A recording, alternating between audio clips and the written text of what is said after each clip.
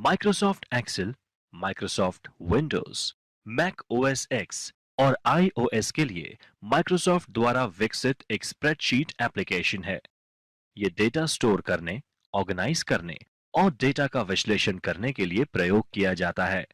इसमें गणना, graphical tool, pivot table और विजुअल बेसिक फॉर एप्लीकेशन यानी वीबीए नामक एक मैक्रो प्रोग्रामिंग लैंग्वेज होती है। एक्सेल माइक्रोसॉफ्ट ऑफिस सूट का ही एक हिस्सा है। Microsoft Excel 2010 advanced. नमस्कार, कक्षा में आपका स्वागत है। इस अध्याय में हम माइक्रोसॉफ्ट एक्सेल 2010 एप्लीकेशन की एडवांस्ड स्किल्स सीखेंगे। इस अध्याय में हम कवर करेंगे चार्ट, एक चार्ट के एलिमेंट, चार्ट टाइप, सही चार्ट टाइप सेलेक्ट करना, नया चार्ट बनाना, स्पार्क लाइन बनाना, spark line scenario manager, goal seek, data विश्लेषण, पाइवोट टेबल, परिचय, पाइवोट टेबल बनाना और एडिट करना, पाइवोट चार्ट, एक्सेल 2010 के अन्य feature, slicer, conditional formatting, duplicate पर कार्य करना, text to column wizard, worksheet protect करना। Basic user interface. आइए पहले माइक्रोसॉफ्ट एक्सेल 2010 के बेसिक यूजर इंटरफेस को समझते हैं।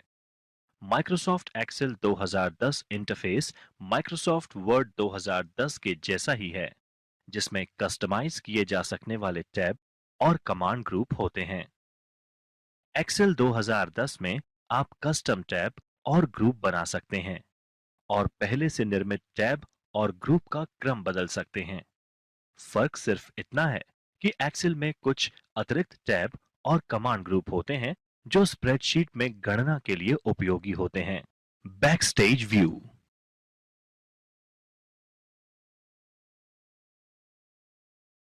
आप फाइल टैब पर क्लिक करने के बाद माइक्रोसॉफ्ट ऑफिस का बैकस्टेज व्यू देख सकते हैं।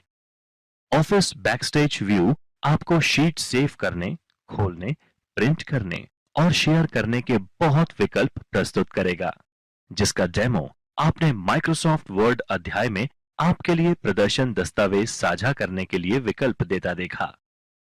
अब विभिन्न विकल्पों में हैं save, save as, open, close, info, recent, new, print, save and send, help, option और एग्जिट। एक नया वर्कशीट बनाना। एक नई वर्कशीट बनाना। एमएस एक्सेल में एक नई वर्कशीट बनाना बहुत सरल है। जैसा कि पहले बताया गया है, डिफॉल्ट रूप से प्रत्येक नए एक्सेल वर्कबुक में 3 वर्कशीट होती हैं। शीट 1, शीट 2 और शीट एक्सेल वर्कबुक में नीचे दिखाई देते हैं, जो अलग-अलग वर्कशीट दर्शाती है। टैब पर क्लिक करें। आप वर्कशीट को राइट क्लिक कर रीनेम का प्रयोग कर नाम भी परिवर्तित कर सकते हैं। इसी तरह वर्कशीट को डिलीट किया जा सकता है, कॉपी किया जा सकता है या उसी वर्कबुक अथवा नई वर्कबुक में एक नई पोजीशन पर ले जाया जा सकता है। 2 या 2 से अधिक वर्कशीट को ग्रुप भी किया जा सकता है। अगर आप चाहते हैं कि एक वर्कशीट में किया गया परिवर्तन एक से अधिक वर्कशीट में रिफ्लेक्ट हो। वर्कशीट को ग्रुप करने के लिए पहली वर्कशीट का चयन करें, कंट्रोल की दबाए रखें और अन्य वर्कशीट का चयन करें जिन्हें ग्रुप किया जाना है और उसके बाद कंट्रोल को रिलीज करें। सॉर्टिंग और फिल्टरिंग। मूल रूप से सॉर्टिंग एक विशेष क्रम में अपने वर्कशीट के डेटा का आयोजन करना है। उदाहरण के लिए एक स्कूल के छात्रों की सूची अंग्रेजी की वर्णमाला के अनुसार या कक्षावार या रोल नंबर वार या जन्म तिथि के ऑर्डर की जा सकती है। वर्णमाला के क्रम में सॉर्टिंग। एक सेल में कॉलम का चयन करें जिसे आप सॉर्ट करना चाहते हैं। इस उदाहरण में हमने एक कॉलम में एक सेल का चयन किया है। होम टैब पर एडिटिंग ग्रुप में सॉर्ट और फिल्टर कमांड पर क्लिक करें। ए से जेड का चयन करें। अब श्रेणी यानी कैटेगरी कॉलम में जानकारी वर्णमाला के क्रम में आयोजित हो जाएगी। छोटे से बड़े क्रम में सॉर्ट करने के लिए एक कॉलम में सेल का चयन करें जिसे आप सॉर्ट करना चाहते हैं। एक कॉलम जिसमें संख्या प्रविष्ट हो। होम टैब पर एडिटिंग ग्रुप में सॉर्ट और फिल्टर कमांड पर क्लिक करें। छोटे से बड़े यानी स्मॉलेस्ट टू लार्जेस्ट का चयन करें। अब जानकारी छोटी से बड़ी राशि के क्रम में आयोजित हो जाएगी। नोट: बड़े से छोटा करने के लिए रिवर्स संख्यात्मक क्रम भी कर सकते हैं। फिल्टरिंग: इसी तरह फिल्टर सुविधा को परिणाम के सटीक और आवश्यकता अनुसार ही सीमित डेटा प्रदर्शित करने के लिए इस्तेमाल किया जा सकता है। उदाहरण के लिए, अगर आप केवल उन रो अथवा पंक्तियों को जिसमें छात्र एक विषय में 70 से अधिक अंक हासिल किया है का डेटा प्रदर्शित या शामिल करना चाहते हैं, तो डेटा के मार्क्स कॉलम का उपयोग कर फिल्टर किए जा सकते हैं। फिल्टर करने के लिए फिल्टर करना चाहते हैं, डेटा टैब पर सॉर्ट एंड फिल्टर ग्रुप में फिल्टर पर क्लिक करें। डेटा टैब पर सॉर्ट और फिल्टर ग्रुप में कॉलम हेडर में फिल्टर ड्रॉप डाउन तीर पर क्लिक करें, जिससे एक सूची प्रदर्शित होगी जिसमें आप फिल्टर विकल्प तय कर सकते हैं। वैल्यू से चयन करने के लिए सूची में select all check box clear करें। यह सभी चेक बॉक्स से टिक मार्क हटा देगा। देखना चाहते हैं और परिणाम देखने के लिए ओके पर क्लिक करें। बुनियादी फॉर्मूलाज और फंक्शंस। फॉर्मूलाज यानी सूत्र वो समीकरण है जो आपकी वर्कशीट के मूल्यों पर गणना का प्रदर्शन करते हैं। माइक्रोसॉफ्ट एक्सेल में बुनियादी फॉर्मूले हैं: जोड़ना, घटाना, गुणा करना और विभाजन करना। एक साधारण गणना करने के लिए आपको एक सूत्र के आगे बराबर प्रतीक के बाद गणना लिखनी होगी। उदाहरण के लिए इज इक्वल्स टू 5 + 79 सेल में परिणाम 84 आएगा। इसी तरह कई ऑपरेशंस को भी एक सूत्र में किया जा सकता है। बराबर 5 + 89 × 56/8। एक सेल में कई ऑपरेशंस के लिए एक्सेल के ऑपरेशन एक विशिष्ट क्रम पर आधारित फॉर्मूले से होते हैं। इसमें सबसे पहले ब्रैकेट की गणना होती है और उसके बाद एक्सपोनेंशियल गणना और उसके बाद गुणा और भाग, जो भी सूत्र में पहले आता है, और अंत में जोड़ और बाकी, इनमें से जो भी पहले आता है। एक्सेल 2010 की गणना में अक्सर इस्तेमाल होने वाले कुछ बुनियादी फंक्शन है।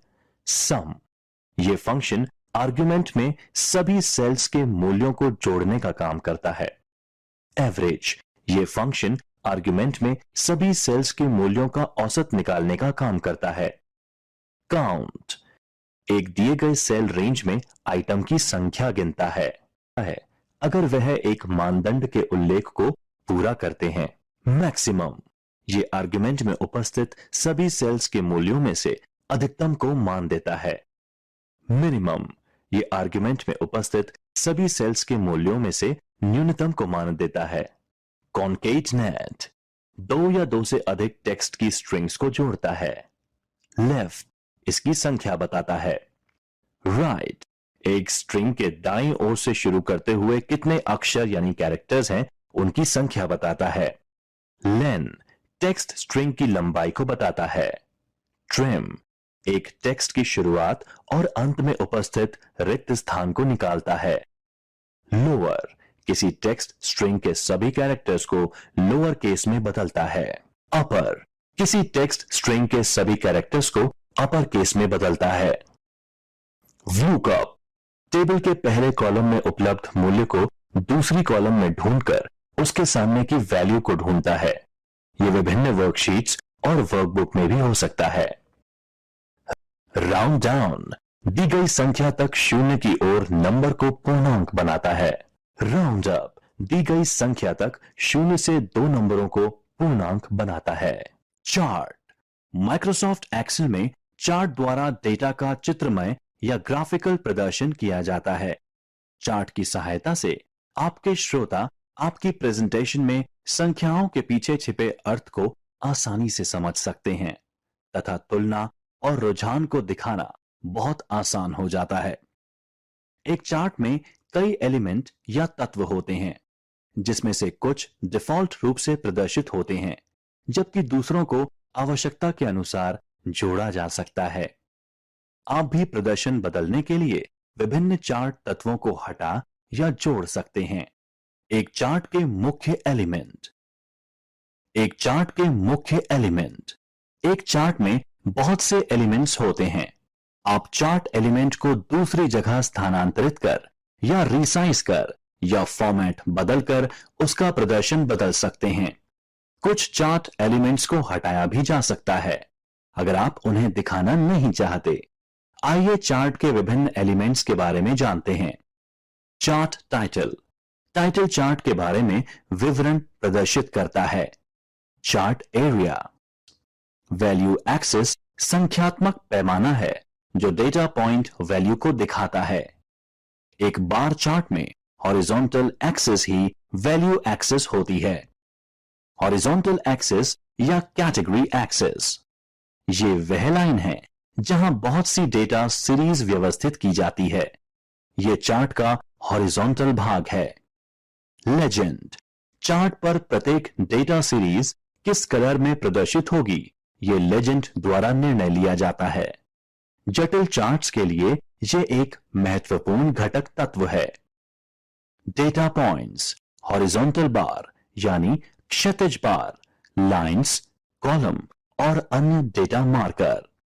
Data series. एक वर्कशीट में रो या कॉलम से संबंधित डेटा पॉइंट को एक साथ डेटा सीरीज में ग्रुप किया जाता है। डेटा सीरीज में चार्ट के सभी संबंधित डेटा पॉइंट होते हैं। अगर चार्ट में एकाधिक डेटा सीरीज होती है तो उनके कलर और स्टाइल अलग अलग रहते हैं। Data labels. डेटा पॉइंट की वास्तविक वैल्यू डेटा लेबल्स कहलाती है। Grid lines. प्लॉट एरिया में दिखाई देने वाली हॉरिजॉन्टल लाइन ग्रिड लाइंस कहलाती हैं। एक नया चार्ट बनाना। कॉलम और बार चार्ट की तरह अधिकांश चार्ट के लिए आप एक वर्कशीट पर रो या कॉलम में व्यवस्थित डेटा से चार्ट प्लॉट कर सकते हैं। हालांकि कुछ प्रकार के चार्ट्स जैसे पाई चार्ट और बबल चार्ट में आवश्यकता होती है। वर्कशीट पर वह डेटा अरेंज कर लें जो आप चार्ट पर प्लॉट करना चाहते हैं। एक्सेल अपने आप यह पता लगा लेता है कि आपके डेटा को चार्ट में प्लॉट करने का सबसे अच्छा तरीका कौन सा है। उन सेल का चयन करें जिसमें वह डेटा है जो आप चार्ट बनाने के लिए काम में लेना चाहते हैं। यदि आप केवल एक सेल चुनते हैं, एक्सेल अपने आप डेटा चार्ट बनाने के लिए उपयोग कर लेता है। रिबन पर इंसर्ट टैब पर क्लिक करें और चार्ट समूह ग्रुप में इच्छित चार्ट श्रेणी का चयन करें। उपलब्ध चार्ट टाइप देखने के लिए इंसर्ट चार्ट डायलॉग बॉक्स पर क्लिक करें और फिर एरो पर क्लिक कर विभिन्न चार्ट टाइप स्क्रॉल कर देखें। चार्ट टाइप का चयन करें। डिफॉल्ट रूप से चार्ट वर्कशीट पर ही एक एम्बेडेड चार्ट की तरह जुड़ जाता है।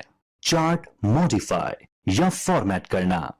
एक बार आप चार्ट इंसर्ट कर देते हैं, चार्ट टूल्स का एक सेट प्रदर्शित होने लगता है जिसमें 3 टैब रिबन पर दिखते हैं। ये तीनों टैब तभी दिखते हैं जब चार्ट का चयन किया रहता है। आप इन 3 टैब्स के उपयोग कर चार्ट को मॉडिफाई कर सकते हैं। 3 टैब्स हैं डिजाइन, लेआउट और फॉर्मेट टैब।